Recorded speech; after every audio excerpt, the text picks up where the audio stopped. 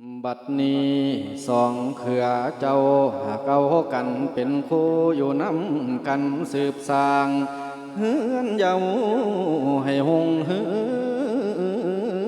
องตามเหตุเบื้องโบราณท่านได้กล่าวไผทำดีจึงจะได้เจริญขึ้นดอกเลื่อนโคนความบับจนบ่มาไก่ความจันไรก็เหินห่างอยู่ทางสุขอยู่สร้างหลังหายให้นายนี้เพิ่นว่ากันเป็นผัวเมียนี่หักมีแนวมาเอาจองสายสะเน้นเกี่ยวของขันน้ำป่องอยู่บ่วางจึงได้เที่ยวทางพ่อเจอกันปั่นเข่าใส่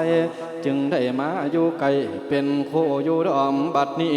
แนวใดๆก็พร้อมตามฮีตประเพณี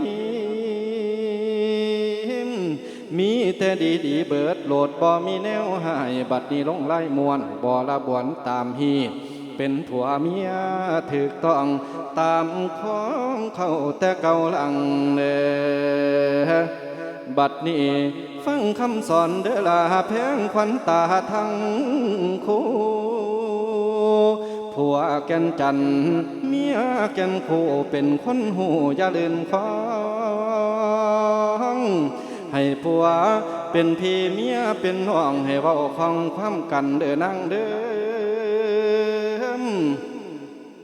ผัวเป็นพี่เมียเป็นน้องให้เว้าของความกันเด้อชายเด้ออย่าสะดันไปคนทางสิขาดกลางลงมวนเพิ่นว่าการเป็นผัวเมียนี้ให้มีดีตั้ง100 เทื่อให้ดีกว่าผัวให้ดีกว่าเมียไปอีกซ้ำจึงคุ้นคำสิหงเฮืองตามเหตุเบื้องเครือญาติวงศาญาติทั้งผัวญาติทั้งภรรยาอย่ามินแค้นความหายสายทั้งผัวสายทางเมียให้ถือมันในสำคัญคือเรื่องอื่นอย่าได้ผิดลบหลู่โบดันแม่นเดินของ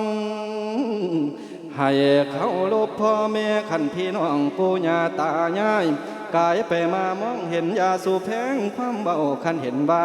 เพิ่นนั้นเป็นคนเฒ่าให้ย่อคุณเอิ้นพ่อแม่ใหญ่ให้ว่าลุงสูงให้ว่าป้าพ่อเป็นหน้าหลานน้อยให้เบิ่งเอาคำปากเบาให้เจ้าครอบครองเมียเด้อนางเด้อคำปากเบาให้เจ้าครอบครองผัวเด้อชายเด้อ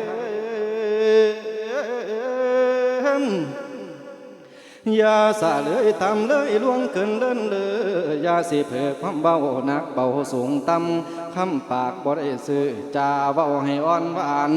พวกเจ้าอย่าได้พากันข้านงานเบียกหูจักเฮ็ดทำให้เสร็จการงานอย่าปล่อยปลาละเว้นพวกเจ้าอย่าสุ่มหัวเมาเล่นป่างานขี้ขันใหญ่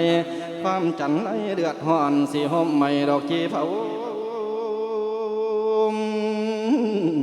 มันสิติดไปหอดลูกเต้าดอกความสัวมัวหมองต้องให้มันคักดีให้อดกันให้พวกเจ้ามีขันติมันอย่าพันแปรเป็นขันแตกยาสะแหกออกหัวน้ำติ้วสิตอกตา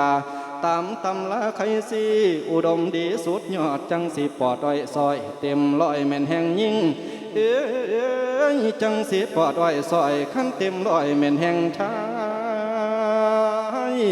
เอาละเนาะเว้าไปหลายมันกว้างดวงทำบ่หูอิ่มซิมแต่พ่อย่อดอกพ่อหูหอมกระบวนบัดนี้มันหักสมควรมวนคำสอนมวนไว้ก่อนขอจบลงไว้แต่เพียงเท่านี้เวลาน้อยนะแม่นบ่หลายนั่นล่ะนะว่าทา